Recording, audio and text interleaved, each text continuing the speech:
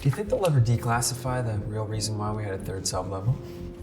You mean the alien interrogation room? Nah, I think we're gonna leave that for the next generation to deal with. I'm just tired of hearing rumors of a secret tunnel. Who said that was a rumor? You know, we used to sneak outside so people wouldn't notice the smell of whiskey. And we just never bothered to tell you about it. Speaking of, Oh my. you know, it's pretty incredible. We got to work here in one of Canada's most secret places. All right.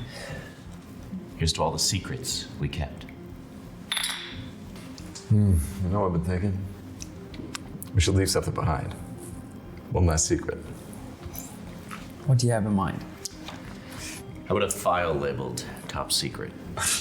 Well, we could put it in the wall. Might be hilarious. Can't fake a secret. It's gotta be something real. We can write anything we want. I mean, what are the odds anyone's ever gonna find it? All right. We will leave one last secret in the building.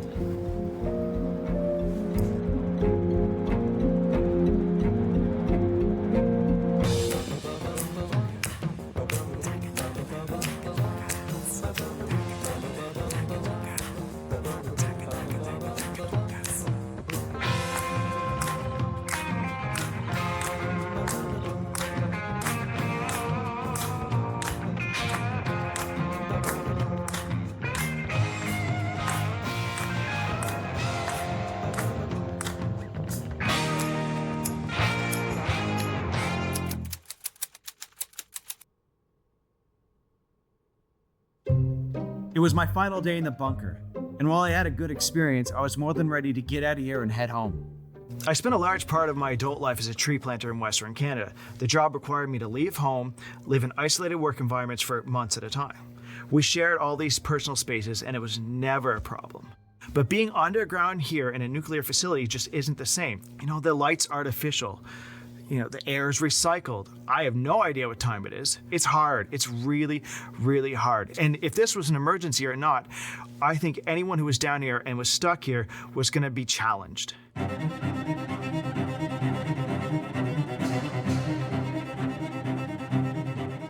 Well, the fall of the Berlin Wall is considered to be the symbol of the end of the Cold War and the fall of the Soviet Union. Peaceful protesters in East Germany marched for months demanding freedom from East Germany to the West. And the fall of the Berlin Wall marked a major transition in time. Interestingly enough, within the last few months of the decade. After the wall fell and the Cold War came to a conclusion, Canada began to mothball its bunkers and sold them to private owners. I'm meeting with the DeBert bunker owner, Jonathan, to ask some important questions about this place's legacy and what he's been up to here. How does someone own a Diefenbunker? This is incredible. The Cold War was over. Yes. They were now reassessing, why are we still operating these Diefenbunkers if the Cold War is over, right? So basically by 1996, they were all decommissioned. Okay. And so when that process happens, the military essentially just ends up giving up everything they have, right? And so it ends up being passed down to the local municipality. And so that happened all across the country. Some of them reacted by basically like, we're going to bury it, we're going to never see it again, it's never going to be used. That's what happened to some locations. Others got sold, like Penhold, Alberta. And so when the municipality put it up for sale, a local farmer ended up picking it up. And he said he was going to use it for movies and all this other kind of stuff. But once he got a hold of it, he just flipped it and put it back up for sale for over $1 million. Who is interested in getting an underground bunker with huge blast doors on it, but the Hells Angels? No. Yes. So what happened was that the Hells Angels were making an offer of $1.2 million to pick up this bunker, because if they could get in here and be able to set up a grow op, there's no way they could ever be raided. Oh, they were just a couple decades too early. Yeah. If they only knew what was coming. Wait, boys. I know, right? So the Department of Defense went back to that same farmer and said, you're not going to sell it to Hells Angels. We're going to buy it back from you for $1.3 million. So the farmer's like, giddy up. Giddy up is right, yeah. Department of Defense at that point decided, what are we going to do with this place? We are going to demolish it to the ground. So they spent another $900,000 having it completely demolished bit by bit. That's awful. It is horrible. After decommissioning, the whole base area became subdued. We saw less Army traffic on the highways, on the roads. There was less activity in the stores. You didn't see the soldiers and that type of thing that you normally had seen before. It just seemed all of a sudden the housing went up for sale. Out of my 30 years in the military, I spent 15 of it in the bunkers. I don't think, well, some might have, but realized, just how special this building was. When DeBert went from a couple of hundred farmers to 60,000 people, that's what the bunker means. It grew DeBert. Well, you look at it now, back one time there was, Barron Hill store, and there was another store up in the corner too.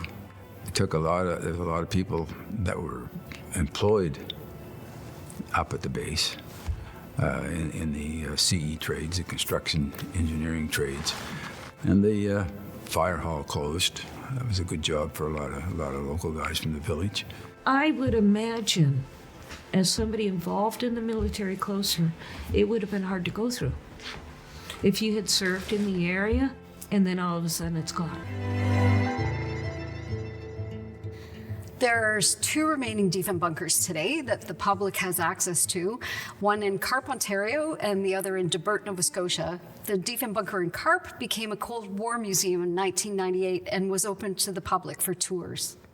Did you have any problems at the beginning when you were working with the place? Oh my.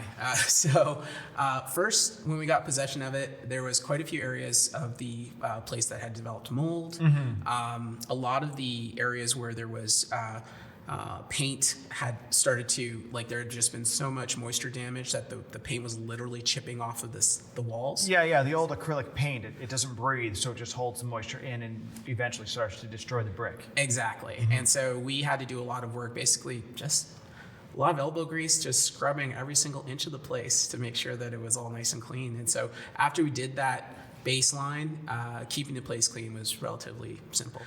But I do appreciate when people come here just how, surprising it is. Because when they first walk in, usually one of the first things people say when they walk in is just this place is huge. They look at it from outside and they're thinking, okay, I'm gonna get to this little bunker and I'm gonna be crammed in. And then they get into the place, it's just massive. Yeah, it is massive. And they're just and then they're lost in that. And then they're just trying to navigate all these hallways that are everywhere. Is there any big plans for the future, things you want to work on next in the building? Right now, there's things like laser tag, which is in the tradition of the Cold War, red versus blue, USSR versus USA. And so then there's also escape rooms, and then we also have the tours. So these have been the kind of activities you could have. Birthday parties are very popular here. Team building's very popular here. But we're bringing in some more activities in relation to esports, red versus blue again. and then of course, we're looking at VR rooms. Gotcha. Yeah. I like the idea of the birthday parties. When I was a kid, I went to McDonald's. If I had the option to come here, that would have been awesome. Yeah, there really is nothing to compare the idea that your birthday party was at a nuclear bunker. And do the kids love running around here? Love it. Do they understand, do you think they understand why this exists when they come here, the younger generations? I don't know if they understand it, but I think they like the idea of being able to go into a bunker. And then once they get here, they do get exposed to the history. Yeah. Good evening and thank you for joining us. The military has arrived in the Maritimes to help communities hit hard by post-tropical storm Fiona.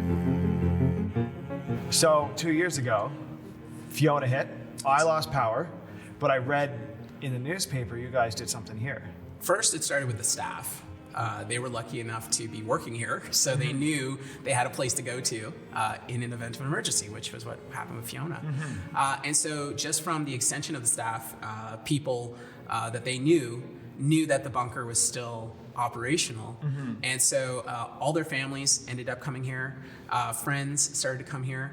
And so it turned into this big thing where the place was actually operating as an emergency center. Because we had backup generator power, we were the only place that had power, and we have our own independent internet, so we had internet access. Yeah, it was like a whole week we had no power. Yeah, so we were fully operational and still going. Okay, so we know it works. We know everything's working here. So are people reaching out being like, hey, just in case of like an apocalypse one day, can I rent out a room? I have had inquiries. Yes, I have had inquiries from people who are, these days at least, feeling quite threatened. I was thinking about driving in under the bunker. I said maybe they jumped the gun. They should have kept the bunker. No, I didn't think we'd get to where we're at now. It's. I think it's about as dangerous a time as that you could imagine is what's going on right now. It's gotten too big. Technology's gotten too big. The second Cold War could be very fearful. Okay, so I feel like I've learned a lot about the place, the easy stuff. I am trying to do research, but like you said, a lot of it's a little secret, at least for another how many years? 30, 40, 100 years, I will never know. But please tell me there's some conspiracies down here. Well, you don't get to spend as much time as we have here and not hear some very interesting stories. Okay, I'd like to hear those. So over the years, we've had a lot of people come back to the Diefenbunker who used to work here. And they would tell us a lot about how this place operated. But they'd also tell us about other things that we don't have any information on. Some of them are regarding other levels inside of this facility that nobody has access to anymore. They were able to give us very specific details of lifts that existed in this facility that went down several levels deeper than what we are in right now. You're open to the idea that it might be there, but you're not sure if it's for sure. Yes. Okay. So there is also quite a few folklore stories amongst many people locally about the various tunnels that run throughout the entire base where people would be able to secretly move around and be able to get from place to place underground. And then there's also kind of the weird stuff that happened while we were here. So in maintaining the place, for example, we had a situation near decontamination where there was a leak happening. And so we need to actually knock out this cinder block wall in order to be able to get at where the leak was happening.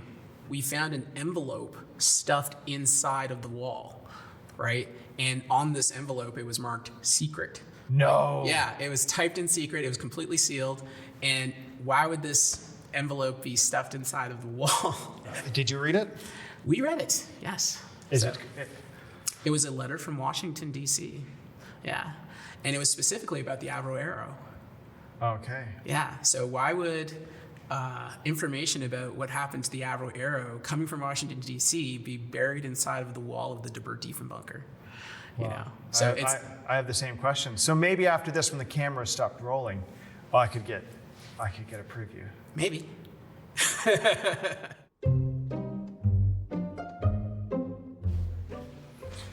Andre, I appreciate everything, man. Thanks for joining me down here. Hey, it's been a real pleasure joining you on your little journey, and I'm glad I could teach you a thing or two about the Cold War. Now, I know I told you that the NORAD room was your last stop. That was a little bit of a lie. Hey, you wanted the full Cold War experience. I did. You did, and you're going to get it, because if there was any kind of catastrophe and you had to get out of here fast, the only way to do that was through the emergency exits. You're going to have to climb your way out. You know what? I like this one. I think you will. It's pretty neat up there. Great, man. Hey, I appreciate everything. Thank you very much.